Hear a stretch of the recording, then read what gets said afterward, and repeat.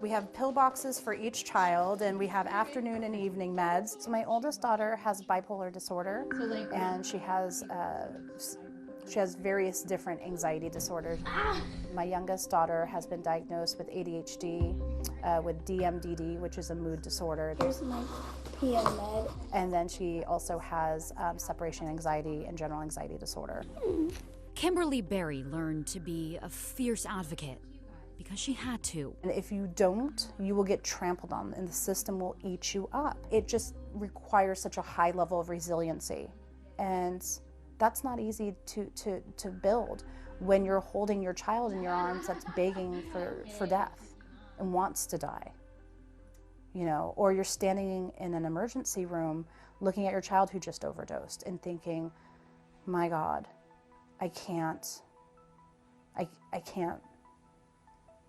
lose you. She and her girls have walked through the darkest of times together. I felt a lot of despair and being just fed up. Feeling stuck, powerless. And you see that your children are sick and there's nothing you can do about it, nor can you get them the help that they need. Hundreds of thousands of Americans are fighting that same uphill battle. They spend countless, agonizing days searching and waiting for psychiatric care. When my oldest daughter went into psychiatric crisis, it took us 4 months, I think, to get our initial intake after we were released from a hospital. And Kimberly was told they were lucky because so many wait even longer. It's a waiting game, and what you're trying to do then is just triage the symptoms of the person that you love or within yourself. You're just trying to get through every moment. Until the moment that person can get seen by a psychiatrist who can provide medication to calm their brain and stabilize them. If you're in crisis, every moment matters. The studies show us that every moment that goes by that we don't have the earliest point of intervention takes, it can take so much longer then to recover and stabilize. When you can't get access to the people that can help you, it's so defeating, and it's so isolating and frustrating. This is where I see patients. Dr. George Keepers, chair of OHSU's Department of Psychiatry, says access to psychiatric care has been a problem for decades. I'm able to give... There have never been enough psychiatrists, and may never be. Oh, it's clearly a crisis. A crisis that's intensifying as more and more Americans are seeking mental health care.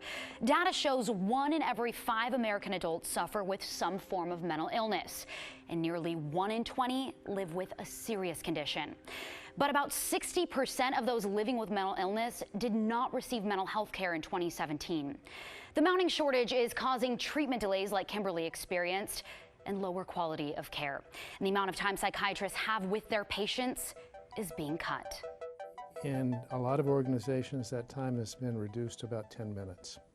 And it's really impossible to do good, comprehensive psychiatric care in such a short period of time. It's not unusual for people to have to wait 3, 4, 5 months to see a psychiatrist, even when they have pretty severe conditions. It's playing out in hospitals across the country. This shortage, coupled with shrinking inpatient services and beds, is sending more and more people to emergency rooms because they have no other choice. As a result of that, our emergency rooms are often filled with patients who have psychiatric conditions that the emergency rooms are really not designed to deal with. Data shows there are only about 30,450 general psychiatrists actively practicing in the U.S.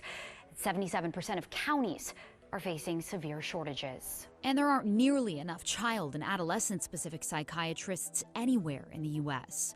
On this map, the color blue represents a severe shortage. About 406 general psychiatrists are practicing in Oregon, totaling out to about 2.5 psychiatrists for all the people who could fill Providence Park in Portland. The shortage in Oregon pretty much reflects the shortage nationally. Oregon Psychiatric Physicians Association President Dr. Danny Bristow says, like the rest of rural America, rural Oregon is at a disadvantage. The stigma is decreasing at the same time the need is increasing. At the same time, the supply is dwindling fast. Supply is dwindling in part because psychiatrists are getting older. Most are over 55 years old. We're going to have a lot of people retiring and not nearly enough people going into the field to meet that demand. And that's scary. Low reimbursement from Medicare and Medicaid is also a factor. Some providers can't afford to keep their doors open with current reimbursement rates. Many are only accepting cash now, dwindling the help available even more. In Oregon, over 50% of the psychiatrists who are in practice will not serve patients who have Medicaid or Medicare reimbursement. The shortage is not due to the lack of interest in the field like it once was. Keepers sees it every year when sifting through applicants. There are actually more people who want to go in than there are residency positions available across the country. And that's because of limited federal and state funding. Bristow and Keepers say more residency slots need to open up if we want to start training more psychiatrists and patching the gap. But that's not an easy solution. I'm a full-time telepsychiatrist. This is a more attainable one.